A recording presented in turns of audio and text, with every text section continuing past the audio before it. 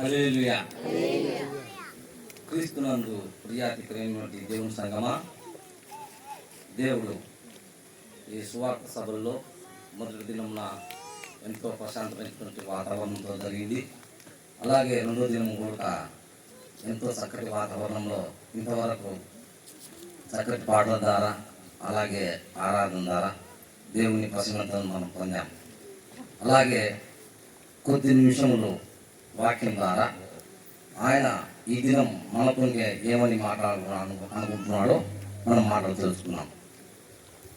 క్రీస్తునందు ప్రియాతికైనటువంటి దేవుని సంగమా, అలాగే ఎన్నిక లేనటువంటి దేవుడు నన్ను ఆయన కుమారుడుగా ఎన్నుకొని ఈరోజు అవకాశం ఇచ్చినటువంటి మన ప్రభువైన యేసుక్రీస్తును, అలాగే ఈ అవకాశం ఇచ్చినటువంటి స్థానిక పాస్టర్ గారికి, సంఘ పెద్దలకును, ఈ సంఘంలో ఉన్నటువంటి స్త్రీలకును, పురుషులకును, అలాగే యవనస్తులకును, బాలబాలికలకును ప్రభు యేసు నామమున మీకు అందరికీ వందనములు తెలియజేస్తున్నాను. హల్లెలూయా. అమ్మా, పిల్లలను చాలా నిశ్శబ్దంగా పెట్టండి. ఎందుకంటే వాక్యం చెప్పేటప్పుడు అల్లరి చేస్తే నాకు చెప్పబుద్ధి కాదు. ఎందుకంటే శ్రద్ధగా వినవలసిందిగా ప్రభు పేరట మన్నించేస్తున్నాను. సరే, ఓకే. క్రీస్తునందు ప్రియాతికైనటువంటి దేవుని సంగమా, ఈ కూడికలు ఎందుకు పెట్టామంటే, ఈ కూడిక గురించి మీకు తెలియదు కనుక కొద్దిగా ఎక్స్ప్లెయిన్ చేసి, అంటే కొద్దిగా దానికి ఈ కూడికల గురించి వివరణ ఇస్తే నేను ముందరికి వాక్య భాగంకి వెళ్తాను. ఈ దినం నేను వాక్య భాగంలో ఒక పుస్తకాన్ని ఎంచుకున్నాను. ఒకటే ఒక పుస్తకాన్ని ఎంచుకున్నాను. ఈ బైబిల్లో 66 పుస్తకాలు ఉన్నవి. 66 పుస్తకాల నుంచి ఒక పుస్తకం ఎన్నుకున్నాను. వాటి ద్వారానే ఒకటే పుస్తకం నుంచి నేను వాక్యాన్ని మీకు వివరిస్తాను. కనుక ముందరగా ఈ కూడికలు ఏమి కూడికలు అంటే పరలోక రాజ్యానికి సిద్ధపాటు కూడికలు. ఈ కూడికలు ఎందుకు పెట్టామంటే పరలోక రాజ్యానికి సిద్ధపాటు. నిజంగా ఎందుకు ఈ సిద్ధపాటు అనేది మీకు తెలాలి.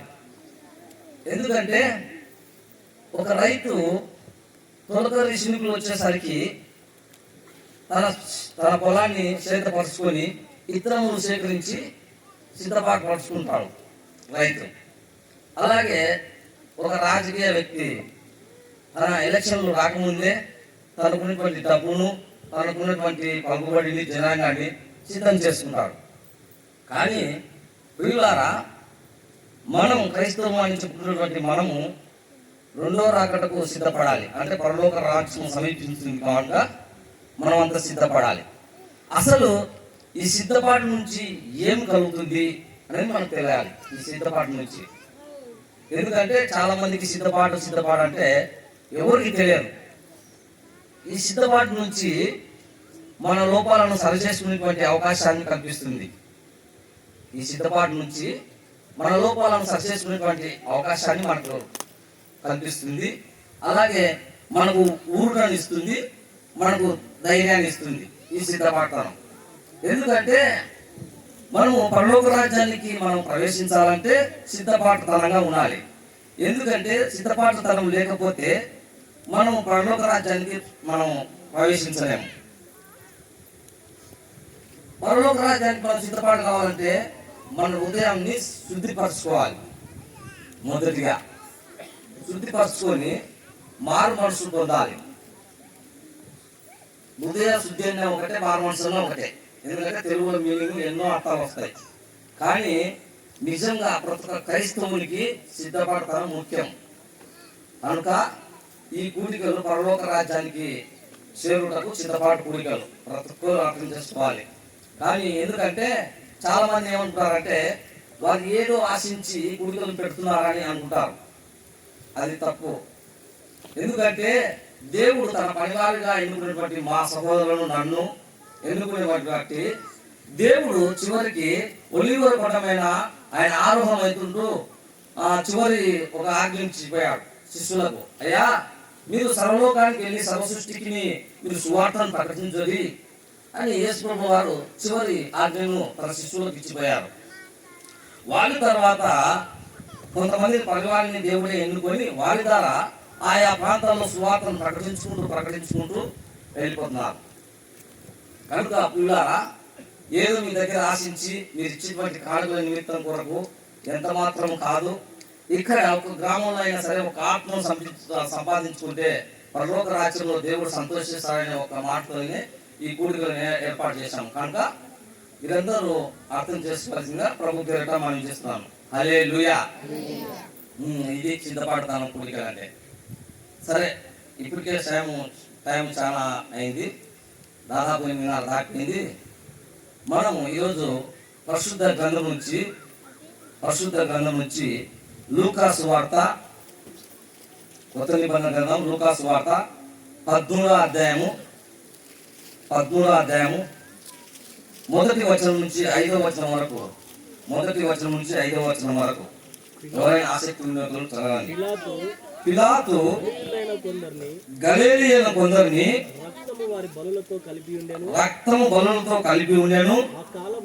ఆ కాలమున అక్కడున్న కొందరు ఆ సంగతి యేసుతో చెప్పగా ఆయన వారితో ఇట్లా నేను గలిలయులు అట్టి హింసలు పొందుదును. వారు గలిలయ అందరికంటే మీరు పాపులని తలంచుచున్నారా? మీతో చెప్పుచున్నాను, మీరు కారణం చెప్తున్నాను. మీరు మారు మనసు పొందని ఎడల మీరందరూ అలాగే నశించురు. మరియు శిలోయములోని గోపురం పడి చచ్చిన 18 మంది యెరూషలేములో కాపురమున్న వారందరికంటే అపరాధులని తలంచుచున్నారా? కారని మీతో చెప్పుచున్నాను. మారు మనసు పొందని ఎడల మీరందరూ అలాగే నశించురు. హల్లెలూయా. చిన్ని ప్రార్థన చేసుకుని వాక్య భాగంలోకి వెళ్దాం. మహాగరుడ, సర్వశక్తి గొప్ప దేవ, సత్యదేవ, ఇదిగో తండ్రి, ఈ సువార్త నిమిత్తంలో తండ్రి, ఈ 2వ దినమున తండ్రి, నాకు ఇచ్చినటువంటి వాక్య భాగంలో తండ్రి, ఈ వాక్యాన్ని నేను రొట్టెని విడుస్తుండగా నా యందు నువ్వే ఉంది. నీ బిడ్డలకు అర్థమైన వాక్యాన్ని అందించవలసిందిగా పాటిస్తున్నాను ప్రభా. అలాగే ఇంతవరకు ప్రభా ఎలాంటి అపవాది శోధన లేకుండా నువ్వు కాపాడి కనీసం కృతజ్ఞతలు. అలాగే ఇక మీద వాక్యం బోధించినప్పుడు కూడా ఎలాంటి అపవాది శోధన లేకుండా కాపాడి కనిపించి ఇది అలాగే ప్రభా ఈ యంత్రం ద్వారా తండ్రి బయట బిడ్డలకు కూడా మారు మనసు పొందే భాగ్యాన్ని నువ్వు అనుగ్రహిస్తావని దయచేస్తావని నజరేయుడైన యేసుక్రీస్తు అతి పరిశుద్ధ నామమున అడిగి వేడుకుంటున్నాను నా తండ్రి. ఆమేన్. క్రీస్తునందు ప్రియాతికి దేవుని సంగమా, చదవబడిన వాక్య భాగంలో లూకా సువార్త 13వ అధ్యాయము 1వ వచనం నుంచి 5వ వచనం వరకు మనం చదువుకున్నాం. ఇక్కడ మనం బాగా గమనిస్తే యేసు ప్రభువారు 2 పర్యాయములు మారు మనసు గురించి అక్కడ మాట్లాడాడు. మారు మనసు నిజంగా 2 పర్యాయములు అంటే 2 సార్లు మారు మనసు గురించి మాట్లాడుతున్నారు. ఒక 20 రోజుల కిందట ఈ ఊర్లో మీటింగ్ పెట్టాలని నిశ్చయించినప్పుడు నేను ఒక వేరే సబ్జెక్టును తయారు చేసుకుంటున్నాను. అంటే ఒక వాక్యాన్ని ప్రిపేర్ అవుతున్నాను. ప్రిపేర్ అయిన సందర్భంలో దేవుడు ఒక నా తలంపులో ఈ గ్రామానికి వెళ్ళే ముందు నేను సువార్తను ప్రకటిస్తున్నాను కదా, అక్కడికి వెళ్తే నేనేం వాక్యం చెప్పాలి, నేను దేవుణ్ణి నా హృదయంలో అనుకుంటే ఇక్కడ ఇచ్చినటువంటి వాక్యాంశం నాకు మారు మనసు గురించి నాకు ఇచ్చేశాడు. ఈ మారు మనసు గురించి ప్రభువైన యేసుక్రీస్తు వారే ఇక్కడ 2 పర్యాయములు మాట్లాడాడు. నిజంగా ఈయన ఇక్కడ 2 పర్యాయములు మాట్లాడుతున్నారు కదా, వీళ్ళ కాడికి ముద్దర బాప్తిస్మం ఇచ్చేటువంటి యోహాను కూడా పరలోక రాజ్యము సమీపిస్తున్నది, మారు మనసు పొందుడి అని ఆయన ఉదయ అరణ్యంలో కేకులు వేసుకుంటూ స్వార్థను ప్రకటించేటువంటి వాడు. తర్వాత యేసు ప్రభువు వారు ఈ అధ్యాయంలో కూడా మీరు మారు మనసును పొందకపోతే నశిస్తారు అని యేసు ప్రభువు వారే చెప్తున్నారు. యేసు ప్రభువు వారి తర్వాత అపోస్తులు కూడా అపోస్తుల కార్యములో చెప్తున్నారు, మీరు మారు మనసు పొంది పాప క్షమాపణ నిమిత్తం ప్రతివాడును యేసు నామమున బాప్తిస్మం పొందాలని అపోస్తులు కూడా చెప్తున్నారు. నిజంగా ఒక మనిషికి మారు మనసు ఎంత అవసరము. ఆ తర్వాత అక్కడ బాప్తిస్మం ఇచ్చినటువంటి యోహాను, అలాగే యేసు ప్రభువు వారు, అలాగే అపోస్తులు మారు మనసు గురించి చెప్తున్నారు. దీన్ని బట్టి మనం ఆలోచిస్తే పరలోక రాజ్యమందు ఈ మారు మనసుకు దేవుని దృష్టికి ఎంత గొప్పది మనం అర్థం చేసుకోవాలి. ఎందుకంటే మారు మనసు లేనిది పరలోక రాజ్యానికి ఎవరు అర్హులు కాలేరు. మారు మనసు లేనిది ఎవరు పరలోక రాజ్యానికి అర్హులు కాలేరు. అసలు నిజంగా మారు మనసు అంటే ఏంది అని మనం తెలుసుకోవాలి. మారు మనసు అంటే ఏంది? అమ్మా పాపం జాగ్రత్త పెట్టమ్మా. మారు మనసు అంటే మనం ఫస్ట్ తెలుసుకోవాల్సినది ఏంది అని తెలుసుకోవాలి. మారు మనసు అంటే మన దిశను మార్చుకోవడమే. మన దిశను బాగా వినండి పిల్లారా. మారు మనసు అంటే మన దిశను మార్చుకోవడమే. దిశ అంటే మీరు ఏదనుకుంటారు, మన జీవితాన్ని మార్చుకోవడమే. ఉదాహరణకు ఇద్దరు వ్యక్తులు వెళ్తున్నారంట ఒక దారిలో. అంటే ఒక దారిలో వెళ్తుంటే ఒక వ్యక్తి వచ్చేసి, అయ్యా ఇదిగో ఈ దిశకు వెళ్తే అక్కడ కొద్ది దూరమైన అపాయం ఉంది, అక్కడికి ఆ దారి నుంచి వెళ్ళకాకండి అని ఒక వ్యక్తి చెప్పాడట. ఆ ఇద్దరు వ్యక్తుల్లో వెళ్తున్నటువంటి రూట్ లో ఒక వ్యక్తి ఇక్కడ పోతే నశిస్తామని తెలిసి ఒక వ్యక్తి వేరే దారిలో వెళ్ళిపోయాడట. ఇంకొక వ్యక్తి ఏం చేశాడంటే, నేను ఎప్పటి నుంచో ఉన్నాను, నాకు తెలియదా ఏ దిశకు వెళ్తే ఏది వస్తుందని తెలియదా అని అతను అనుకొని అదే దిశకు వెళ్ళిపోయాడట. వెళ్ళిపోతే అక్కడికి వచ్చేసి అతన్ని సింహం వచ్చేసి మింగి పారేసిందట. బాగా వినండి పిల్లారా. అంటే ఒక వ్యక్తి వాళ్ళు వెళ్ళే దిశను కూడా చెప్పి, అయ్యా ఇక్కడికి వెళ్తే మీరు నశించిపోతారు, ఈ దిశకు వెళ్ళకండి ఇంకొక దిశకు వెళ్ళండి అని చెప్పినప్పుడు ఒక వ్యక్తి కనుక్కొని దిశను మార్చుకున్నాడు. దిశను మార్చుకునేందుకు అతడు వేరే మార్గంలోకి వెళ్ళిపోయినందుకు అతను నశించిపోలేదు. దిశను మార్చకుండా తన ఇష్టానుసారమైనటువంటి మార్గంలో వెళ్ళాడు ఒక వ్యక్తి, సింహపు నోట్లో పడిపోయారు. నిజంగా క్రీస్తునందు ప్రియులారా, ఇక్కడ చదువుకునే వాక్య భాగంలో యేసు ప్రభుల వారు తన శిష్యులు కొంతమంది చెప్తున్నటువంటి మాటలు, అయ్యా ఇదిగో యెరూషలేములో పిలాతు ఇదిగో వ్యక్తులను బలి అర్పించాడు, రక్తం కలిపేశాడయ్యా అని యేసు ప్రభుల వారు చింతకు వచ్చి చెప్తున్నారు. యేసు ప్రభుల వారు ఏమో చెప్తున్నారంటే, అక్కడ బలులను అర్పించినటువంటి వ్యక్తులు పాపం చేసినటువంటి వారు కారు, వాళ్ళు గలిలయలో అందరికీ పాపం చేసినటువంటి వ్యక్తులు కారు. తర్వాత సిలోను మందిరంలో పడి 18 మంది చనిపోయినటువంటి వ్యక్తులు వాళ్ళ అపరాధులు కారు అని యేసు ప్రభువు వారు స్పష్టంగా చెప్తున్నారు. కానీ మీరు మారు మనసు పొందకపోతే మీరు నశిస్తారు, మీరు మారు మనసు పొందకపోతే మీరు నశిస్తారు. 2 పర్యాలు చెప్పేశారు యేసు ప్రభువు వారు. నిజంగా ఇది వాక్య భాగంలో మనం బాగా ఆత్మపరంగా ఆలోచిస్తే పాపం కారంటున్నారు, కానీ మారు మనసు పొందకపోతే మరణిస్తారు, మీరు నశిస్తారు అని చెప్తున్నారు. నిజంగా ఈ పిలాతు ఎందుకు అలా చేశాడని మనం తెలుసుకోవాలి. ఇతనికి పూర్తి పేరు పొంతి పిలాతు. అమ్మా పిలాతు పూర్తి పేరు పొంతి పిలాతు. పొంతి అంటే పిలాతు ఒక జిల్లాలో పనిచేసేటువంటి వ్యక్తి అన్నమాట. అంటే ఆయన పొంతి అనేటువంటి జిల్లాలో ఆయన గవర్నర్గా పనిచేశాడంట. ఆయన పిలాతు అంటే ఈటే బాగా విసిరేవాడు, విద్య నైపుణ్యం కలిగినటువంటి వ్యక్తి ఈ పిలాతు. ఈ పిలాతు గవర్నర్గా పనిచేసినటువంటి కాలంలో యెరూషలేములో ఎప్పుడు నిగాడే జరిగేవాట. ఎప్పుడు కొట్లాటలు అల్లర్లు ఎక్కడ చూసినవుగా. ఇలాంటి పరిస్థితుల్లో ఆయన ఏం చేశాడంటే కొంతమందిని భటులని ఏర్పాటు చేసి అక్కడ గలాటను సర్దుమణాలని చెప్పి అల్లలను దూరం చేయాలని చెప్పి అతను కొంతమంది భటుల ద్వారా గలాటను దూరం చేయడానికి వెళ్తే అక్కడ హింస ఎక్కువైపోయిందట. హింస అంటే కొట్లాడుకొని ఒకరు చంపుకునేటువంటి స్థితికి వెళ్ళిపోయారు. గలీలీలో ఉన్నటువంటి ఈదులు భటులు రోమా సైన్యం భటులు కూడా.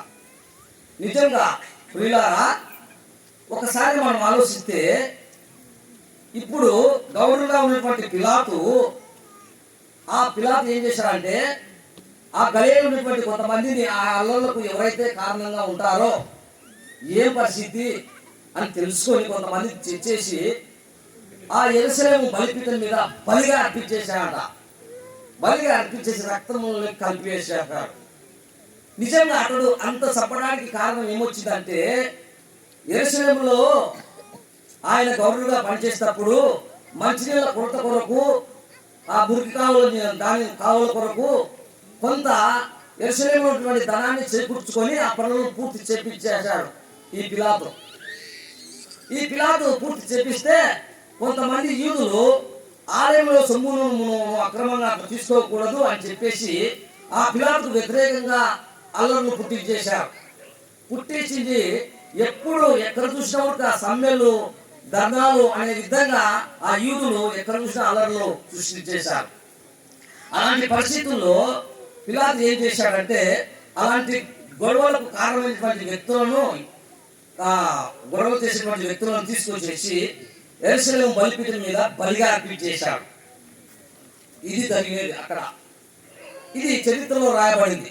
బైబిల్లో అయితే రాయబడలేదు, చరిత్రలో రాయబడింది.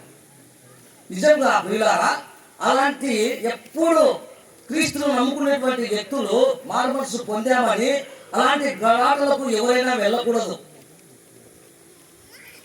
ఎందుకంటే మారు మనసులో ఉన్నటువంటి వ్యక్తి ఎప్పుడు యేసునామం మీదే ఆధారపడతాడు. యేసుకే ఏదైనా చెప్తాడు, ఆయనే చూసుకుంటాడు. కానీ ఇక్కడ ఉన్నటువంటి గలీలీయులు యూదులు అనుకున్నటువంటి వారు యెరూషలేములో ప్రతి ఒక్క కొట్లాటకు వాళ్ళే ముందుకు వెళ్ళేది. అటువంటి పరిస్థితుల్లో ఆ పిలాతు ఆ వ్యక్తులను తీసుకొచ్చి బలిగా అర్పించేసేసాడు. దీన్ని బట్టి యేసు ప్రభువు వారు చెప్తున్నటువంటి మాట ఏది?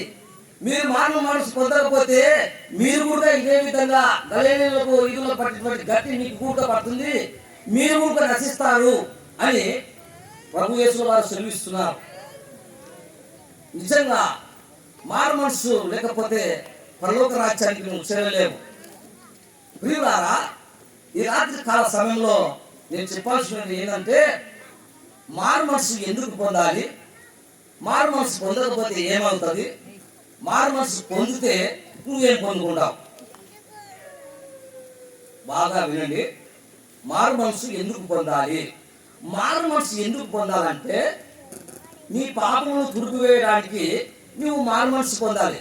నువ్వు మారు మనసు ఎందుకు పొందాలంటే నీవు పరలోక రాజ్యానికి వారసుడు కావడానికి. నీవు మారు మనసు ఎందుకు పొందాలంటే దేవుని ఉగ్రత నీ మీదికి రాకుండా ఉండలేట. ఇది మారు మనసు ఎందుకు పొందాలనేది. ఒకవేళ నాకు మారు మనసు అవసరం లేదు, నా ఇష్టానుసారంగా నేను బ్రతుకుతా అంటే మారు మనసు పొందకపోతే ఏమవుతుందో తెలుసా? నీ అంతకు నీవే దేవుని ఉగ్రతను కొని తెచ్చుకునే వాడిగా అవుతావు.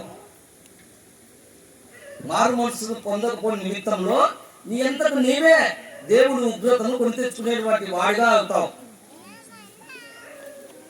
అలాగే నీకు ప్రభు శ్రమలు కలుగుతాయి. నీవు దేవుని రాజ్యాన్ని కోల్పోతావు, నరకంలో పడిపోతావు. బాప్తిస్మం పొందకపోయావు, మారు మనసు పొందకపోతే. ఇక్కడ మారు మనసు పొందిన వేళ, మారు మనసు పొందితే ఏం జరుగుతుందంటే నీవు దేవుని ప్రతిఫలం నువ్వు అనుభవిస్తావు. పరలోక రాజ్యంలో నీ కొరకు సంతోషం కలుగుతుంది. అలాగే పరలోక రాజ్యంలో పౌరసత్వం నువ్వు ఏర్పరచుకునే వాడిగా అవుతావు మారు మనసు పొందితే. ఈ రాత్రి కాల సమయంలో దేవుడు ఇచ్చినటువంటి మాట ఏంటంటే నీవు పొందితే ఎందుకు పొందుకోవాలని దేవుడు మాట్లాడాడు, పొందకపోతే ఏం జరుగుతుందని నీకు తెలియజెప్పాడు, పొందితే ఏం జరుగుతుంది నువ్వు తెలుసుకున్నావు. నీ హృదయంలో నువ్వే సరైనటువంటి నిర్వచనంలో ఇదిగో నేను 18 సంవత్సరాల నుంచి 20 సంవత్సరాల నుంచి బాప్తిసం పొందాను, నేను ప్రతి ఒక్క ఆదివారం నేను ప్రతి ఒక్క సండే వచ్చేసరికి ఆరాధనకు వెళ్తాను, ఎక్కడికి వెళ్ళినా కూటాలు వెళ్తే కూటాలకు వెళ్తాను. కానీ ఇప్పుడు కాలంలో ఎట్లుంది తెలుసా? ఈ అమ్మాయి ఈ విధంగా చెడిపోయింది, ఆ పాస్టర్ ఆ విధంగా అయిపోయాడు, ఈ సంఘం 2 విధాలుగా విడిపోయాలి అనే మాటలు చూస్తున్నాయి. నిజంగా ప్రియులారా, మారు మనసు పొందినటువంటి వ్యక్తి నీవు అటువంటి మాటలు మాట్లాడాల్సిన అవసరం లేదు. ఆమె విధంగా చెడిపోయింది, ఆ పాస్టర్ ఈ విధంగా చేశాడంట, ఆ సంఘం 2 విధాలుగా అయిపోయాయంట అనే మాటలు మాట్లాడుతున్నారు. నిజంగా మారు మనసు లేనిటువంటి పరిస్థితుల్లో నీవు పేరుకు మాత్రమే క్రైస్తవుడు, సరైనటువంటి మారు మనసు లేదు నీ దగ్గర. ఎందుకంటే నేను ఎందుకు చెప్తున్నా అంటే లూకాసు వార్త 18వ అధ్యాయానికి వెళ్తే అక్కడ మీరేం బైబుల్ తెలుసా? నేను ఇప్పుడే కాదు, ఇంకా ముందు ఉంది బైబుల్. ప్రియులారా, ఎందుకు ఈ మాట చెప్తున్నా అంటే లూకాసు వార్త 18వ అధ్యాయంలో దేవాలయంలోకి 2 మనుషులు వెళ్ళారట. ఒక వ్యక్తి పరిసయ్యుడు, ఒక వ్యక్తి సుందరుడు. పరిసయ్యుడు ఏమని ప్రార్థన చేశాడో మీకల్లా తెలుసు.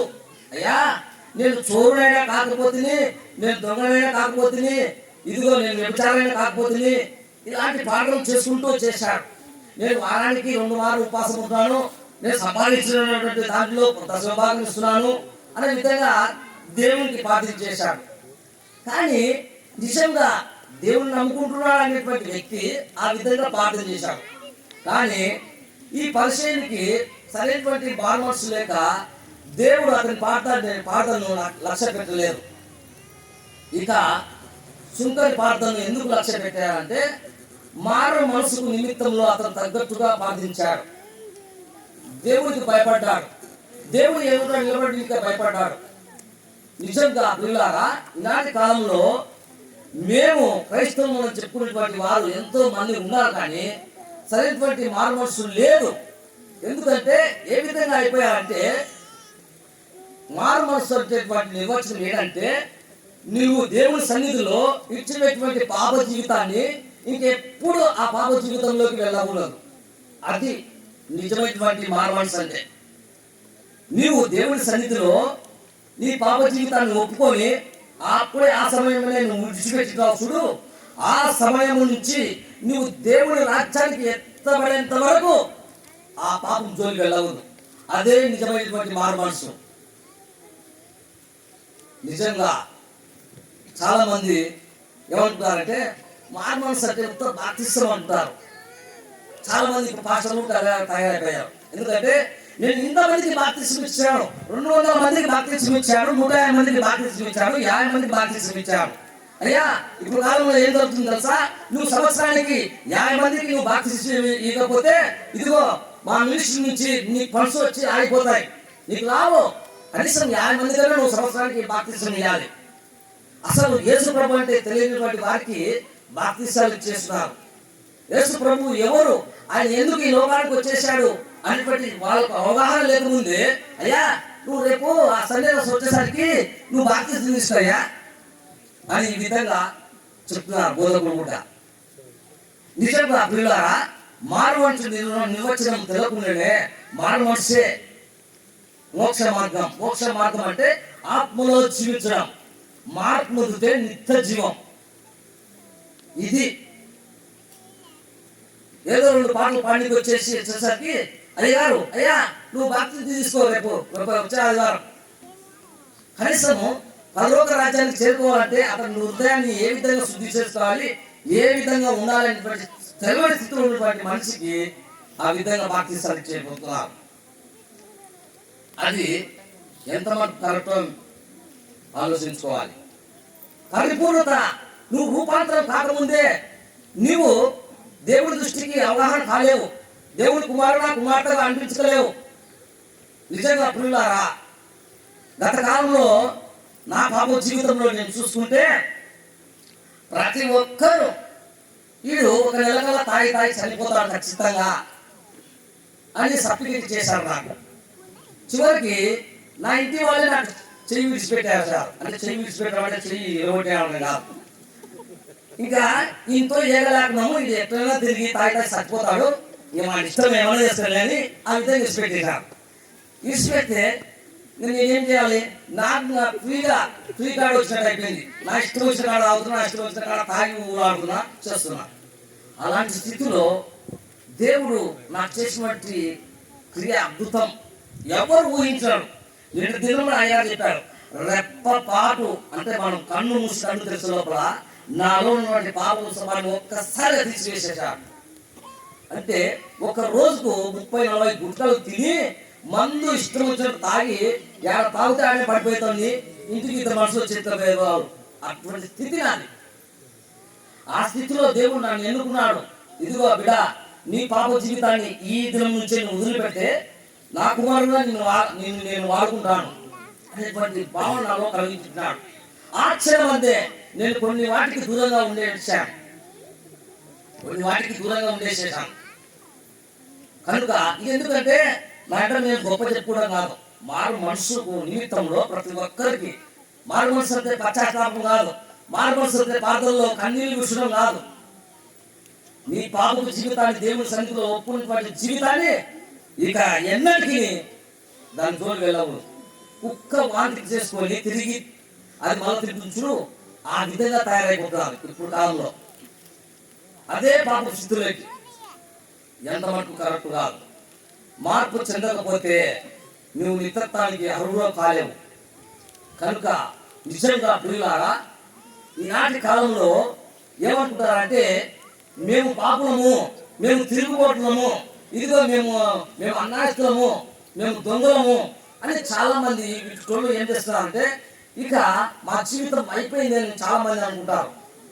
యేసు ప్రభువు వారు పాపల నిమిత్తం కొరకే ఈ లోకానికి వచ్చేశారు. ఆయన నా సువార్తను ప్రకటించిన తన శిష్యులతో చెప్పినప్పుడు మారు మనసు గురించి ఎన్నో పర్యములు శిష్యులుగా బోధించేశారు.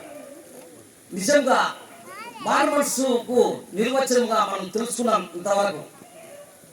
ఇలాంటి పాప జీవితంలో ఉన్నటువంటి వ్యక్తులను ముగ్గురు చూపిస్తే నేను వాక్యాన్ని ముగిస్తాను. ఇలాంటి తిరుగుబోతు ఒక అన్నాయస్తుడు, ఒక దొంగ, వీరి ముగ్గురు ఎటువంటి స్థితిలో ఉన్నారంటే పాపంలో ప్రథములు, వీళ్ళు పాప జీవితంలో ప్రథములు. వీరు యేసు ప్రభువు వారి వైపు తిరిగితే వాళ్ళు దిశను మార్చుకున్నారు. పాపపు స్థితిలో నుంచి రూపాంతరం చెంది యేసు ప్రభువు వారి వైపు తిరిగేసేశారు. నిజంగా ప్రియులారా, మారు మనసు పొందకపోతే మనకు పరలోక రాజ్యానికి పౌరసత్వం ఉండదు. మారు మనసు పొందిన వేళ నీవు నిత్యత్వానికి వారసుడుగా అవుతావని వాక్య భాగంలో మనకు తెలుస్తుంది. యేసు ప్రభువు వారు చెప్తున్నటువంటి మాటనే, ఇదిగో మీరు ఆ వ్యక్తి ఈ విధంగా ఉన్నారు, వీళ్ళకి నష్టం ఇలా కలిగింది, అది ఇలా కలిగిందని నువ్వు చెప్పుకుంటున్నావే, నువ్వు నిజంగా నీ మారుమనసు శుద్ధి చేసుకున్నావా, నువ్వు రూపాంతరం పొందినావా? ఇదిగో నువ్వు అలాగా మారుమనసు పొందకపోతే నువ్వు నశిస్తావయ్యా, నువ్వు నశిస్తావు అని యేసు ప్రభువు వారు చెప్తున్నారు. నిజంగా ప్రియులారా, ఈ మారుమనసు గురించి దేవుడు ఎందుకు పశ్చాత్తాపడుతున్నా అంటే రాబోయే పరలోక యుగంలో చాలా విధాలు, అంటే మనము అక్కడ తీర్పుకు నిలబడినప్పుడు ఒకవేళ మనకు పాపము స్థితిలో ఉన్నటువంటి దేవుడు మనల్ని అగ్నిగుండంలో పారవేసేస్తాడు. అప్పుడు నిత్య అగ్ని, పురుగు సావదు, అగ్ని ఆరదు. అటువంటి స్థితి నువ్వు నశిస్తూనే ఉంటావు. నిజంగా ప్రియులారా, మనం తెలుసుకోవాల్సింది ఏంటంటే నేను దేవుని యందు నేను మారుమనసు తిరిగానా, మారుమనసు యందు నేను సరైనటువంటి స్థితిలో ఉన్నానా, మారుమనసు అంటే ఏందో నేను తెలుసుకున్నాను కదా, మన దిశ మన దిశను మార్చుకున్నాము అని మీరు తెలుసుకోవాలి. ఎందుకంటే చాలా మందికి తెలియక మారుమనసు అంటే ఒక బాప్తిసం అనుకొని, ఇదిగో సంఘంలో ఆ అమ్మ నా ఎంపటి బలలో చేస్తుంది, ఇదిగో నేను కూడా చేయకపోతే నన్ను పాపి కదా అని అనుకుంటున్నాను. ఈ అమ్మ బాప్తిసం తీసుకొని దేవుడిలో చేస్తుంది. నీవు కరెక్ట్ మారుమనసు లేకపోతే దేవుని కుమార్తెగా కాలేవు. నిజంగా ప్రస్తుత గ్రంథం నుంచి పాప జీవితంలో ఉన్నటువంటి వారు యేసు ప్రభువు వైపు తిరిగి తన దిశను మార్చుకున్నారు. దిశ అంటే వాళ్ళ జీవితాన్ని మార్చుకొని దేవుని వైపు తిరిగారు. అటువంటి ముగ్గురు వ్యక్తుల గురించి మీకు చెప్పేసి వాక్య భాగాన్ని ముగిసేశాను. హల్లెలూయా. పరిశుద్ధ గ్రంథం నుంచి లూకాసు వార్త 15వ అధ్యాయము 17వ వచనం నుంచి 20వ వచనం వరకు చదవగా, అయితే అయితే బుద్ధి వచ్చినప్పుడు వాడు నా తండ్రి యొద్ద ఎంతమంది కూలివాన్లకు నా తండ్రి యొక్క ఎంతమంది కూలి వాళ్లకు అన్నం సమృద్ధిగా ఉన్నది, అన్నము సమృద్ధిగా ఉన్నది, నేనైతే నేనైతే ఇక్కడ ఆకలికి చచ్చిపోతున్నాను. నేను ఇక్కడైతే ఆకలితో చచ్చిపోతున్నాను. నేను లేచి నా తండ్రి యొద్దకు వెళ్ళి నేను లేచి నా తండ్రి యొద్దకు వెళ్ళి, తండ్రి నేను పరలోకమునకు విరోధముగాను నేను పరలోకమునకు విరోధిగాను నీ ఎదుట పాపము చేసి తిని నీ ఎదుట పాపం చేసి ఇక మీదట నీ కుమారుడనని అనిపించుకొనుటకు ఇక మీదట నా కుమారుని అనిపించుకోవడం యోగ్యుడను కాను. యోగ్యుడను కాను. నన్ను నీ కూలి వారిలో ఒకనిగా పెట్టుకొనుమని నన్ను నీ కూలి వారిని ఒక్కరిని పెట్టుకోమని అతనితో చెప్పుదుననుకొని అతనితో చెప్పుదనుకొని లేచి తండ్రి యొద్దకు వచ్చెను. లేచి తండ్రి యొద్దకు వచ్చాను.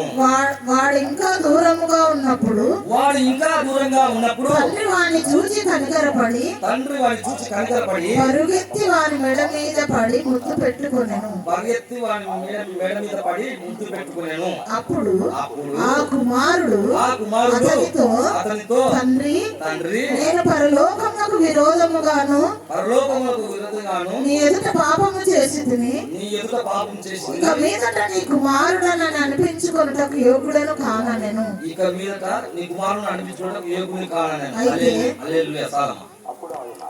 క్రీస్తునందు ప్రియాతిపడినటువంటి దేవుని సంగమా, చదవబడినటువంటి వాక్య భాగంలో యేసు ప్రభుల వారు మారు మనసు గురించి ఉపమానం రీతిలో చెప్పినటువంటి మొట్టమొదటి ఉపమానం ఇది. ఎందుకంటే యేసు ప్రభుల వారు ఇద్దరు కుమారులను నిర్వర్తించేశాడు. ఒక వ్యక్తికి ఇద్దరు కుమారులు ఉన్నారు. వారిలో ఒక చిన్న కుమారుడు తండ్రి దగ్గరికి వచ్చేసి, అయ్యా ఇదిగో నా ఆస్తి నాకు పంచి నేను దూర దేశం వెళ్ళి వ్యాపారం చేస్తానని తండ్రి దగ్గరికి వచ్చి విన్నపం చేస్తున్నాడు. కానీ తండ్రి ఆ చిన్న కుమారునికి రావాల్సినటువంటి ఆస్తిని పంచిచేసినాడు. కొంతకాలమైన తర్వాత ఆ ఆస్తిని ఆ చిన్న కుమారుడు అమ్మివేసి అది క్రయాదనంగా చేసుకొని దూరదేశం వెళ్ళి దుర్వ్యాపారం చేసేసాడు. అంటే ఇతనికి ముందరనే ఒక పేరు పెట్టాను, తిరుగుబోతు అని. తిరుగుబోతు అంటే వారి ఇష్టానుసారంగా జీవితాన్ని జీవించేటువంటి వ్యక్తులు, వారి ఇష్టానుసారంగా. ఈ చిన్న కుమారుడు తండ్రి దగ్గర ఆస్తి చేసుకొని దాన్ని క్రయాదనంగా చేసి తన ఇష్టానుసారంగా దుర్వ్యాపారం చేసేసి అది నష్టం వస్తుందా లాభం వస్తుందా తెలకుండా తన ఇష్టానుసారంగా చేసేసాడు. చివరికి ఆ క్రయాదనం మొత్తము అతని దగ్గర నుంచి వెళ్ళిపోయింది. వెళ్ళిపోయేసరికి అతనికి ఆకలి వేసింది. వేసినప్పుడు అతనికి ఏదో ఒక పని చేయకపోతే ఆహారం ఎవరు పెట్టరు కదా. చివరికి అంతగా జల్సా జీవితాన్ని జీవించినటువంటి వ్యక్తి చివరికి కడుపు కూటి కొరకు పందులు కాయడానికి వెనకాలేదు అతను. ఆ కుమారుడు పందుల్లో ఎందుకు ఆశపడ్డాడంటే కనీసము ఈ పందులకేసే పొట్టైనా తినొచ్చు, కడుపు నింపొచ్చు అని అనుకున్నాడు.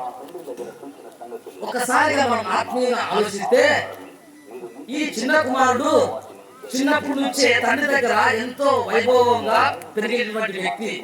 తన ఆస్తిని తీసుకువెళ్ళి కొంతకాలంగా సుఖభోగాలతో అనిపించినటువంటి వ్యక్తి ఈ చిన్న కుమారుడు. ఈ చిన్న కుమారుడు ఆస్తి పాస్తులు అంతా ఆవేశించిన తర్వాత చివరికి ఇతనికి ఏం చేయాలంటే ఒకవేళ చేస్తే ఒక రౌడీగానో ఒక దొంగగానో తయారు కావాలి. కానీ ఇతడు అలాంటి పరిస్థితులకు వెళ్లకుండా పందులు కాయడానికి ఒప్పుకున్నాడు. ఆ పందులు కాసే పొట్టును తినాలనుకున్నాడు. చివరికి అతనికి బుద్ధి వచ్చిన తర్వాత ఏమనుకున్నాడంటే ఇదిగో నేను ఇక్కడ ఎవరి దగ్గర పనిచేస్తున్నాను కదా, అలాగే నా తండ్రి వారి దగ్గర ఎంతో మంది కూలి వాళ్ళు ఉన్నారు, వారిలో ఒకరిగా నేను వెళ్ళి పని చేసుకొని అక్కడ నా కడుపు నింపొచ్చని ఆ చిన్న కుమారుడు బుద్ధి వచ్చిన తర్వాత ఆలోచన వచ్చేసింది. తిరిగి మారు మనసు పొందినటువంటి వ్యక్తి తండ్రి దగ్గరికి వచ్చేసాడు. అంటే బుద్ధి వచ్చేసింది, మారు మనసు పొందాడు, రూపాంతరం చెందినాడు. ఎందుకు ఎట్లా చెందినాడు రూపాంతరం అని అనుకోవచ్చు. అతడు ఏమనుకుంటాడంటే ఇప్పుడు ఉన్నటువంటి పరిస్థితుల్లో కొంతమంది ఏమనుకుంటారంటే ఇదిగో ఇది మా తాతలు సంపాదించినటువంటి ఆస్తి, నీవే అధికారం నీకే ఉందిరా, నీ తర్వాత నాది, నేను మస్తుగా ఆదాయం చేస్తాను, అన్ని చేస్తాను, అయినా నాకు మళ్ళా నువ్వే పెట్టాల్సిందే అన్నటువంటి స్థితిలో ఈ కాలంలో ఉన్నారు. కానీ ఇక్కడ చిన్న కుమారుడు తన తండ్రి దగ్గర ఆస్తిని తీసుకొని దుర్వ్యాపారం చేసి అయిపోగొట్టి చేసి తండ్రి దగ్గరికి వచ్చి ఏమన్నా అంటున్నాడు తెలుసా? నానా, ఇదిగో నేను పరలోక రాజ్యానికి విరోధంగా పాపం చేసిందయ్యా.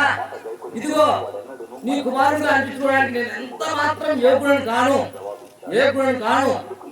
ఇదిగో నీ పనివారిలో ఒక పనివారుగా నన్ను పెట్టుకోయ్యా అని తండ్రిని వేడుకున్నాడు ఈ చిన్న కుమారుడు. ఒకవేళ ఇతనికి మారు మనసు పొందకపోతే ఒక రౌడీగానో ఒక దొంగగానో ఇతను తయారు కావాలి, సుఖభోగాలు అనిపించాలని. సుఖభోగాలు అనిపించాడు. తర్వాత బుద్ధి వచ్చిన తర్వాత మారు మనసు పొంది తండ్రి చెంతకు వచ్చేసాడు. తండ్రి చెంతకు వచ్చేసి సుఖభోగాలు అనిపించడానికి రాలేదు. అయ్యా, నీ పని వాళ్ళు ఒక పని వాళ్ళగా నేను కూలి పని చేసుకుంటూ నేను బ్రతుకుతానయా, నేను జీవితానయా అని తండ్రిని వేడుకున్నాడు ఈ చిన్న కుమారుడు. ఒక్కసారికి ఒకప్పుడు పరిస్థితి చూసినటువంటి చిన్న కుమారుని తండ్రి ఎంతో సంతోషం వ్యక్తం చేశాడు. ఎందుకంటే ఒకప్పుడు అయ్యా, ఇదిగో నేను నీ కుమారుని కాబట్టి నాకు ఇచ్చేసాయి, నేను దూరదేశం వెళ్ళి వ్యాపారం చేసుకుంటానని ఎంత ధైర్యంగా వచ్చి ఏదో కొట్టేవాడిగా వచ్చేసి అడిగాడు తండ్రి. కానీ ఇప్పుడు ఎట్లా వచ్చేసాడంటే దీన స్థితిలో తండ్రి చెంతకు వచ్చేసాడు. దీన స్థితిలోకి వచ్చి తండ్రి చెంతకు వచ్చేసి నీ పనివాళ్ళు ఒక పనివాడిగా నన్ను పెట్టుకోలేయా, నేను కూలి పని చేసి నేను బ్రతానయ్యా అని తండ్రి దగ్గరకు వచ్చి ప్రాధాన్యపడుతున్నాడు. ఆ మారు నిర్వచనమే తండ్రి హృదయాన్ని కదిలించేసింది.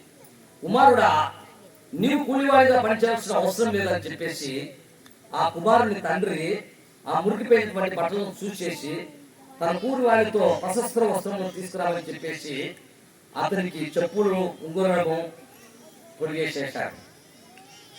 నిజంగా ప్రియులారా, ఈనాటి కాలంలో తిరుగుబోతులు అనేటువంటి వారు ఎంతో మంది ఉన్నారు. తన ఇష్టాసారంగా జీవించేటువంటి వ్యక్తులు. వారికి నిర్వచనము ఈ తప్పిపోయినటువంటి కుమారుడే. మారు మనసు లేనప్పుడు తండ్రి దగ్గరకు వచ్చేసి ఆస్తిని అడిగాడు.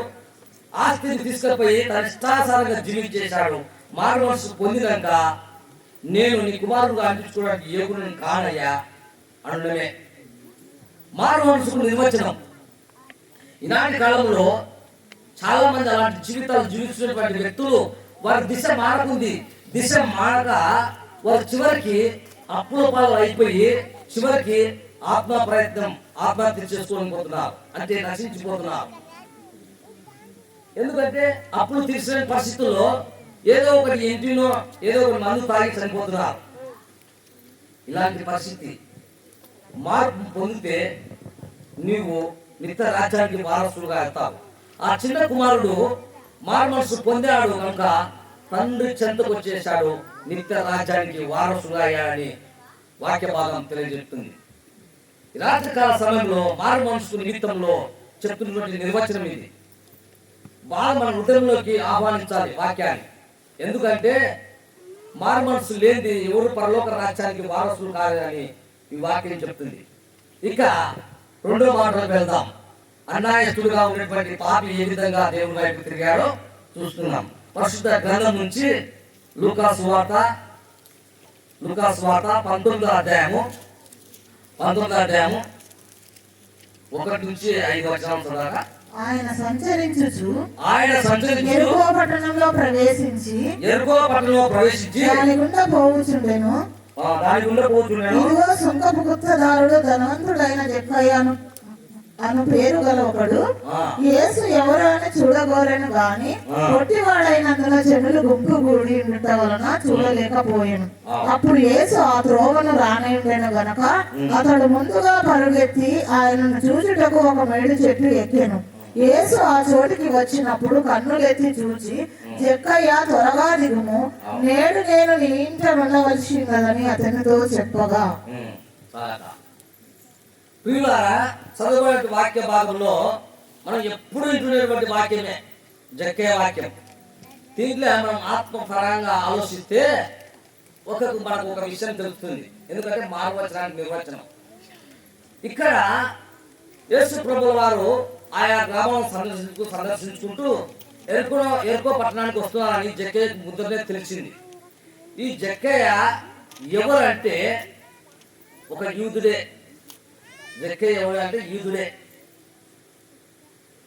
ప్రియులారా, అప్పుడు కాలంలో రోమియోలు వారు పరిపాలించినటువంటి కాలంలో రోమియోలు ఈ జక్కయ్య ఆ ప్రభుత్వ ఉద్యోగిగా, రోమ సామ్రాజ్యంలో ప్రభుత్వ ఉద్యోగిగా, గుప్తపు సుంకదారుడుగా ఉద్యమంలో చేరాడు. ఇతడు ఏం చేసేటువంటి వాడంటే పన్నులు వసూలు చేసుకునేటప్పుడు 10 రూపాయలు కట్టాల్సిన సాట 100 రూపాయలు వసూలు చేసేటువంటి వాడట. ఎంత అన్యాయసుడు అంటే అంత అన్యాయసుడు. వారు ఎవరైతే ఏకుండా ఉన్నారో వాళ్ళని పీడించి వసూలు చేసేటువంటి వాడు ఈ జక్కయ్య. ఈ జక్కయ్య లాంటి పరిస్థితులు ఉన్నటువంటి జక్కయ్య సమాజంలో ఉన్నటువంటి ప్రజలు ఇతను చూసుకొని అసహించుకునేటువంటి వారంట. ఇతనికి పేరు అనేది ఏమి లేదు. చివరికి జక్కయ్య అంటే వాడు ఎవడో పనికి మాలోళ్ళే, వాడు వడ్డీ కాసుల వాళ్ళే అనుకునేటువంటి స్థితిలో ఉన్నటువంటి వాడు ఈ జక్కయ్య. అటువంటి స్థితిలో జక్కయ్య ఆ జీవితాన్ని జీవించుకుంటూ ధనవంతుడుగా తయారైపోయాడు జక్కయ్య. చివరికి ఎరుకో పట్టణానికి యేసుప్రభుల వారు సందర్శించేశాడు. ఎరుకో అంటే శపించబడినటువంటి అది పట్టణం, ఎరుకో పట్టణం. అటువంటి పట్టణంలో ఈ జక్కయ్య జీవించినటువంటి వాడు. యేసు ప్రభుల వారు చూడాలని చెప్పి జక్కయ్య మేడి చెట్టు ఎక్కి యేసు ప్రభు వస్తున్నప్పుడు చూసేశాడు. కానీ యేసు ప్రభు వారు చివరికి ఆ చెట్టు దగ్గరకు వచ్చేసి పైకి చూసేశాడు. ఇదిగో జక్కయ్య, నేను మీ ఇంటికి రావాల్సి వచ్చింది, తొందరగా దిగిరాయా అని యేసు ప్రభు వారు సెలవిచ్చేశాడు. ఎప్పుడైతే యేసు ప్రభుల వారు ఆ జక్కయ్య ఏమనుకున్నాడంట, యేసు ప్రభుల వారు ఎప్పుడు నన్ను చూడలేదే, నేను ఆయన చూడలేదు, ఆయన నన్ను చూడలేదే, ఈయన నా పేరు పెట్టి ఎలా పిలిచగలుగుతున్నాడు నిజంగా అనుకుని పరుగుపరుగు నా చెట్టు నుంచి దిగొచ్చేశాడు. దిగొచ్చేసి తన ఇంటికి తీసుకొని వెళ్ళాడు. అప్పుడు ఉన్నటువంటి వారు ఏమంటున్నారంటే, ఇతడు ప్రజలను హింసించేటువంటి వ్యక్తి ఇంటికి ఈ యేసు ప్రభుల వారు ఎలా వెళ్తున్నాడు, ఇతడు పన్నులు వసూలు చేసేటువంటి వ్యక్తి, ప్రజలను పీడించేటువంటి వ్యక్తి, అటువంటి వ్యక్తి ఇంటికి ఎలా వెళ్తున్నారు యేసు ప్రభుల వారు అని యేసు ప్రభుల వారికి సరళం అయిపోయింది. కానీ యేసు ప్రభుల వారు జక్కయ్య ఇంటికి వెళ్ళాడు. జక్కయ్య ఇంటిలో వాక్యాన్ని బోధించాడు జక్కయ్యకు. జక్కయ్య ఏం వాక్యం విన్నాడు, ఏం కథలో తెలియదు. కానీ ఒక్కసారిగా దేవుని ఎదుటనే, అయ్యా ఇదిగో నా ఆస్తిలో సగభాగం బీదలకు ఇచ్చేస్తాను, ఎవరి దగ్గరైనా అన్యాయంగా నేను ఆ విధంగా తీసుకుంటే 4 ఇంతలు ఇచ్చేస్తానని దేవుని ఎదుట ఒప్పుకున్నాడు జక్కయ్య. ఒక్కసారిగా ఆ విధంగా చేసేసరికి యేసు ప్రభు వారే ఇతడు కూడా అబ్రహాం కుమారుడే అని పేరు ఇచ్చేశాడు జక్కయ్య. బాగా మనం ఆలోచించాలి.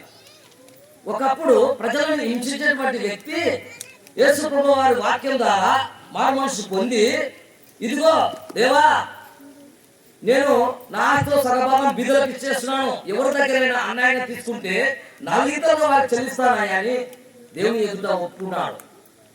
అది నిజమైనటువంటి మనసు. పాప జీవితంలో ఉన్నావా, నీవు ఆ పాప జీవితంలో నుంచి బయటకు రావాలంటే నీవు మారు మనసు పొందాలి. అలాంటి పాప జీవితంలో ఉన్నటువంటి జక్కయ్య ఒకసారిగా యేసు ప్రభుల వారి వాక్యం విన్నాడు, మారు మనసు పొందాడు, తన భాగాన్ని బీదలకు సగభాగం ఇచ్చేశాడు. 4 ఇంతలు అన్యాయంగా తీసుకున్నటువంటి వారికి 4 ఇంతలుగా చెల్లించేశాడు. ఇతడు కూడా అబ్రహాం కుమారుడే అని దేవుడే చెప్పినందుకు ఆ ఇంటికి రక్షణ వచ్చేసింది. హల్లెలూయా, హల్లెలూయా. నిద్రపోతున్నారట వాక్యము చెప్తుంటే. ఎందుకంటే మారు మనసును పొందకపోతే నువ్వు ఎన్నాళ్ళుగా విశ్వాసం ఉన్నా వ్యర్థమే. మారు మనసు పొందితేనే నువ్వు దేవుని కుమారుడుగా, దేవుని కుమార్తెగానే అప్పుడు అవుతావు. ఈ జక్కయ్య సమాజంలో మంచి పేరు లేనటువంటి వ్యక్తి, ప్రజలను హింసించేటువంటి వ్యక్తి, సమాజంలో గౌరవం లేనటువంటి వ్యక్తికి ఒక్కసారిగా యేసు ప్రభుల వారు తన చెంతకు వచ్చేసరికి తన రూపాంతరం చెందాడు, మారు మనసు పొందాడు. ఎప్పుడైతే మారు మనసు పొందుకున్న తర్వాత అదే ఉద్యోగం చేస్తున్నటువంటి జక్కయ్య అంట, అతడు వేరే వారి పన్నులు యథావిధంగా 100 రూపాయలు చెల్లించేటువంటి వారంట. ఆ జక్కయ్య అంటున్నాడంట, అయ్యా ఇదిగో ఇక మీదట మీరు 100 రూపాయలు చెల్లించాల్సినటువంటి అవసరం లేదు, దీన్ని 10 రూపాయలే అని చెప్పి 10 రూపాయలు తీసుకుంటున్నారట. అప్పుడు ఆ వ్యక్తులు ఏమి ఈ మనిషి ఇలా మారిపోయాడు, 10 రూపాయలు కట్టాల్సిన 100 రూపాయలు వసూలు చేసేటువంటి ఈ జగ్గయ్య ఇప్పుడు 100 రూపాయలు వద్దు 10 రూపాయలు ఇచ్చే చాలు అనుకుంటున్నాడే, నిజంగా ఎంత మారుమనసు పొందాడని చెప్పి అక్కడ ఉన్నటువంటి ప్రజలు సంతోషాన్ని వ్యక్తం చేశారట. ఒకవేళ నిజంగా అక్కడ ఉన్నటువంటి వారు ఆ ప్రవక్తను చూసి అక్కడ ఉన్నటువంటి ప్రజలు సంతోషం వ్యక్తం చేశారు జక్కయ్యను చూసి ఎంత మార్పు అని. ఒకవేళ జక్కయ్య ఆ మార్పు పొందకుండా అయ్యో నువ్వు కట్టాల్సినటువంటి 10 రూపాయలు కాదు 100 రూపాయలు అంటే వీడు పెద్ద దుర్మార్గుడు, వీడి మనసులో రక్తం తాగేతోడు అని తిట్టుకొని వెళ్ళేటటువంటి వారు ప్రజలు. కానీ ఆ స్థితిలోకి రాకుండా యేసు ప్రభువు వారిని తన ఇంటికి వచ్చేసరికి జక్కయ్య మారుమనసు పొందాడు. మారుమనసు పొందినట్లే తిరిగి తన ఆస్తిని తన భాగం బిడ్డలకు చేశాడు. ఇక ఎవరి దగ్గరైనా అన్యాయంగా తీసుకునేటువంటి వ్యక్తికి 4 చెల్లించి నిజంగా దేవుని కుమారుడుగా అనిపించుకున్నాడు జక్కయ్య. హల్లెలూయా. నీవు ఆ విధంగా అన్యాయంగా వెళ్ళినటువంటి దారిలో ఆ అన్యాయాన్ని నువ్వు తీసివేసి నీ దశను మార్చుకో. నీ దాసుడు చెప్తున్నాడే ఈ రాత్రి కాలంలో అన్యాయంగా జీవిస్తున్నటువంటి వ్యక్తి జక్కయ్యకు తన ఇంటికి రక్షణ ఎలా వచ్చిందంటే మారు మనసు పొందినానికే. నువ్వు అన్యాయంగా ఈ లోకంలో నాకు ధనం ఉంటే చాలు, అధికారం ఉంటే చాలు, పలుకుబడి ఉంటే చాలు అనుకుంటున్నావు. కానీ యేసు ప్రభుల వారు చెప్తున్నారు, నువ్వు మారు మనసు పొందకపోతే నువ్వు నశిస్తావు అని యేసు ప్రభుల వారు చెప్తున్నారు. కనుక ప్రియులారా, అన్యాయం చేసినటువంటి జక్కయ్య మంచి మనిషిగా మారిపోయాడు. కనుక ఈనాటి కాలంలో చూసినటువంటి వారు ఎవరైనా అటువంటి అన్యాయస్తులో ఉంటే తన జీవితాన్ని మార్చుకొని దేవుని వైపు తిరగాల్సిందిగా ప్రభు పేరిట మనం చేస్తున్నాం. హల్లెలూయా. ఇంతవరకు మనము తప్పిపోయినటువంటి కుమారుని గురించి విన్నాము, జక్కయ్య గురించి విన్నాము. ఇక చివరి అంశం చెప్పి నేను ముగిస్తాను. ప్రియులారా, ఎందుకంటే మొదటిగా తిరుగుబోతుగా ఉన్నటువంటి వ్యక్తి మారుమనసు పొంది తండ్రికి సరైనటువంటి కుమారుడుగా అనిపించుకున్నటువంటి రీతిలో చిన్న కుమారుడు వచ్చేసాడు. ఇక ప్రజల సొమ్మును అన్యాయంగా తింటున్నటువంటి వ్యక్తి ప్రజలకే ఆ డబ్బులు ఇచ్చేశాడు ఈ జక్కయ్య. ఆ విధంగా అయిపోయారు దేవుని మారుమనసు నిమిత్తంలో. ప్రియులారా, ఇక మూడో అంశం వచ్చేసే దొంగగా ఉన్నటువంటి వ్యక్తి మనిషిగా మారిపోయి పరలోక రాజ్యంలో పౌరసత్వం పొందాడు. ఆ వ్యక్తిని గురించి విని మనం వాక్యాన్ని ముగిస్తున్నాం. పరిశుద్ధ గ్రంథం నుంచి లూకా సువార్త 23వ అధ్యాయము 20 వచనం నుంచి 23 వచనం వరకు చదవక 22 వచనం వరకు చదవక. పిలాతు యేసును విడుదల చేయబోయి 40 వచనం 40 వచనం నుంచి 42 వచనం వరకు. అయితే రెండవ వాడు వానిని గద్దించి నీవు అదే శిక్షా విధిలో ఉన్నావు గనుక దేవునికి భయపడవా? మనకైతే ఇది న్యాయమే, మనకు చేసిన వాడికి తగిన ఫలం పొందుతున్నాము గాని ఈయన ఏ తప్పిదమును చేయలేదని చెప్పి ఆయనను చూసి యేసు నీవు నీ రాజ్యంలోనికి వచ్చినప్పుడు నన్ను జ్ఞాపకము చేసుకోనుమనెను. చూడండి ప్రియులారా, ఇక్కడ చదవబడినటువంటి వాక్యంలో నీవు నీ రాజ్యంలోకి వచ్చినప్పుడు నన్ను జ్ఞాపకం చేసుకోవాలని ఒక దొంగ అంటున్నాడు.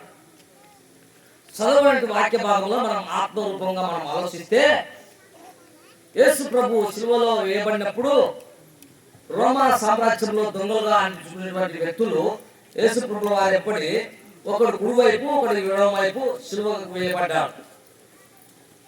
ఎడమ వైపు ఉండేటువంటి పేరు సిస్టస్, అతని పేరు ఎడమ వైపు ఉండేటువంటి దొంగ పేరు సిస్టస్, కుడివైపు ఉండేటువంటి పేరు దిస్మాస్. ఈ దొంగలు ఇద్దరు రోమా సామ్రాజ్యంలో ఏక మనసుతో ఒకటే అభిప్రాయంతో ఎందరినో దోచుకున్నారు, ఎందరినో హతమార్చారు, ఎందరో జీవితాలను వ్యర్థం చేసేసారు ఈ దొంగలు. ఇటువంటి దొంగలు అటువంటి పరిస్థితుల్లో రోమా సైనికులు వారిని పట్టుకున్నారు. పట్టుకొని నేరం రుజువైంది కనుక ఆ ఇద్దరు దొంగలను యేసు ప్రభు శిలువ వేయబడినప్పుడు ఒకరిని ఎడమవైపు ఒకరిని కుడివైపు వేసేశారు. కానీ ఎడమవైపు ఉన్నటువంటి దొంగ ఏమంటున్నాడు అంటే దేవుణ్ణి, మన ప్రభువైన యేసుక్రీస్తు వారు ఏమంటున్నాడు, అయ్యా నువ్వు క్రీస్తు కదా, నువ్వు దేవుడు కదా, ఇదో నిన్ను నువ్వు కాపాడుకొని మమ్మల్ని కాపాడాయా అని ఆ కుడివైపు ఉన్నటువంటి దొంగ ఎడమ వైపు ఉన్నటువంటి దొంగ ఆ విధంగా మాట్లాడేశారు. ఎందుకంటే బాగా ఆలోచించండి, ఈ ఎడమ వైపు ఉన్నటువంటి దొంగ క్రీస్తును నువ్వు దేవుని కదా, నిన్ను నువ్వు రక్షించుకొని మమ్మల్ని రక్షించు అని అంటున్నాడు. మరి అదే మాట ఈ కుడి పక్కన ఉన్నటువంటి దొంగ, ఈ దిస్మస్ అనేటువంటి దొంగ అదే మాట అనాలి కదా. రోమ సామ్రాజ్యంలో ఇద్దరు ఒకటే మనసుతో, ఇద్దరు ఒకటే అభిప్రాయంతో ఎంతో మందిని దోసుకున్నారు, ఎంతో మందిని అపమార్చారు, ఎందరో ఎదవరాలను చేసేశారు ఇటువంటి వీరిద్దరు. కానీ వీటికి వచ్చేసరికి ఒక దొంగనేమో దేవుణ్ణి దూషించి మాట్లాడుతున్నారు. ఇక కుడివైపు ఉన్నటువంటి దొంగ దిస్మస్ అనేటువంటి ఆ వ్యక్తి, అయ్యా నువ్వు ఇంతవరకు చేసినటువంటి పాపం చాలు, ఇక్కడైనా మానవా అని ఆ ఎడమవైపు ఉన్నటువంటి దొంగను గద్దించి చేస్తున్నాడు. నిజంగా ప్రియులారా ఏం జరిగింది అసలు? సిలువలో ఆ దిస్మస్ అనేటువంటి కుడివైపు ఉన్నటువంటి దొంగ ఏం చూశాడు?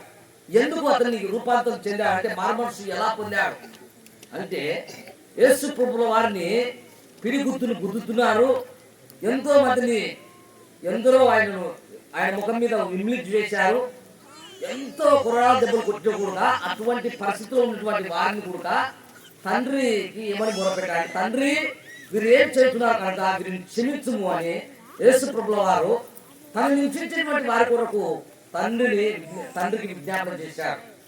అది ఈ రెండో దొంగ గమనించి వేసేశాడు.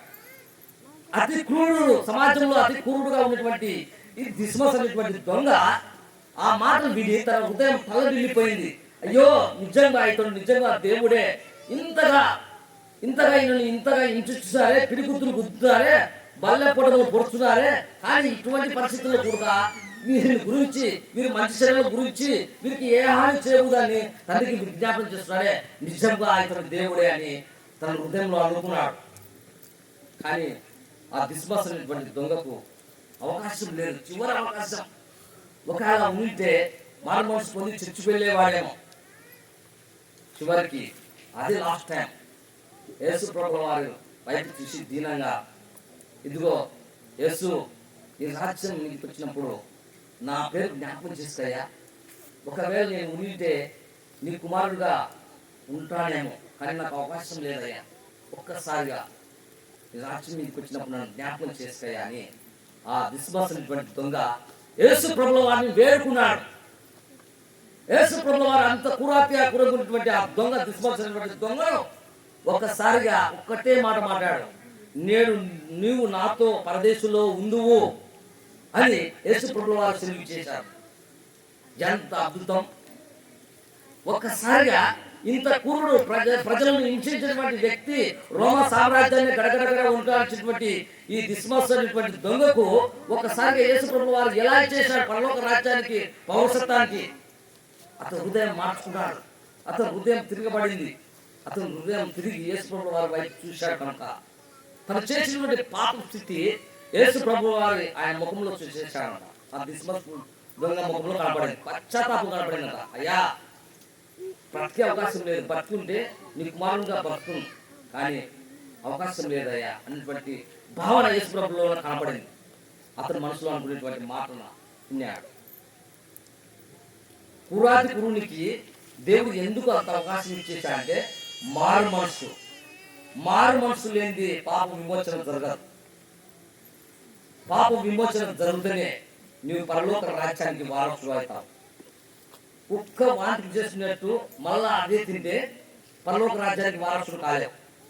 ఆ దొంగకు అవకాశం లేదు కనుక, అయ్యా నేను బ్రతికుంటే నాకు అవకాశం ఉంది నీ కుమారుడిగా జీవించేటువంటి వాడిని, అవకాశం లేదు. చివరికి అసలు నేను యోగుని కాలేనయ్యా, నన్ను జ్ఞాపకం చేసుకోయని ఒకసారిగా దీన స్థితిలో యేసు ప్రభువుల వారిని అడిగారు. చివరికి ఆ మాట దేవుని హృదయం తల్లడిల్లిపోయింది. ఒక కూరాతి కూరుడు తన తోటి దొంగతో గద్దించి వేశాడు కదా, ఎంత ఈ దొంగకు ఈ బాలమనసు పొందాడనుకుని యేసు ప్రభువుల వారే ఒక సర్టిఫికెట్ ఇచ్చేశాడు. నీవు పరలోక రాజ్యానికి నాతో పాటు పరదేశంలో ఉంటావయ్యా అని యేసుప్రభు వారికి చెప్పేశాడు. నిజంగా ప్రియులారా, ఈ రాత్రికాల సమయంలో మీ గ్రామం గురించి నేను చెప్పాలనుకున్నటువంటి వాక్యం మారమనసు. సంఘంలో ఉన్నారు కానీ అనుదినము మేము ప్రార్థన చేసుకుంటున్నాం, ఆదివారము మందిరానికి వెళ్తున్నాం, సరైనటువంటి మారమనసు లేదు మీ దగ్గర. ఆ మారమనసు ఉంటే ఎంతో మంది దేవుని సన్నిధికి రాలేకపోతున్నారు. పాపపు స్థితిలో, పాపపు చూపులు, పాపపు ఆలోచనలు, పాపపు తలంపులతో మారుమనసు పొందలేకున్నారు. మారుమనసు పొందకపోవడం ఏంది? నీ చెడ్డ అలవాట్లు, నీ అపవిత్రత, నీ జాగ్రత్తము, వీటి అడ్డుకుంటున్నాయి నిన్ను. ఆ చెడ్డ అలవాట్ల నుంచి, ఆ అపవిత్రం నుంచి, ఈ జాగ్రత్త నుంచి నువ్వు బయటపడినప్పుడు నువ్వు మారుమనసు పొందగలవు. అవి అడ్డుగా ఉంటే నువ్వు మారుమనసు పొందలేవు. కనుక నీ పాపపు చూపులు, నీ పాపపు ఆలోచనలు, నీ పాపపు తలంపులు పక్కన పెట్టేసి నీ దిశ మార్చుకో. ఎందుకంటే పరలోక రాజ్యం సమీపించింది కనుక సిద్ధపాటుగా నేను పరిస్థితి స్థితిలోకి యేసు ప్రభు వారు మాకు చెప్పినటువంటి బాధ్యత ఇది. ఆ బాధ్యతకు ఈ దినము మీ గ్రామంలో సిద్ధపాటు కూడిక, పరలోక రాజ్యానికి సిద్ధపాటు కూడికగా పెట్టాము కనుక నువ్వు పరలోక రాజ్యానికి చేరాలంటే మారు మనసు పొందాలి. మారు మనసు పొంది పాప క్షమాపణ నిమిత్తం ప్రతివాడును యేసుక్రీస్తు నామములో బాప్తిసం పొంది పరలోక రాజ్యానికి పౌరసత్వం పొందాలని ప్రభు ఈ రాత్రికాల సమయంలో మాట్లాడుతున్నారు. కనుక ప్రతి ఒక్కరూ దేవుడిని పలికినటువంటి మాటలు మీ హృదయంలో ఉంచుకొని, ఇదిగో మారు మనసు అంటే ఇదే, మన దిశను మార్చుకోవడమా? ఏదా దిశ అంటే మన పాపపు జీవితాన్ని దేవుని సన్నిధిలో ఒప్పుకున్నప్పుడు మళ్ళా తిరిగి పరలోక రాజ్యానికి ఎత్తబడేంత వరకు ఆ పాప స్థితిలోకి వెళ్ళకుండా ఉండడమే నిజమైనటువంటి మారు మనసు. నేను గ్రహించినప్పుడే అది నీకు కరెక్ట్ మారు మనసు నిర్వచనం. అప్పుడు నువ్వు దేవుని కుమారుడుగా, దేవుని కుమార్తెగా నువ్వు ఎన్నుకోబడతావు. అప్పుడు దేవుడు ఈ రెండో రాకడలో వచ్చేటప్పుడు ఆయనతో పాటు లేవనెత్తామని నేను ఆశిస్తూ, నాకు ఇచ్చినటువంటి దేవుడు ఇటువంటి వాక్యాన్ని దేవుడు ఇంతవరకు నాతో మాట్లాడించినందుకు మరొకసారి ప్రభు యేసుక్రీస్తు నామమున వందనం తెలియజేస్తూ ఈ వాక్య భాగాన్ని నేను ఇంతతో ముగిస్తున్నాను. హల్లెలూయా.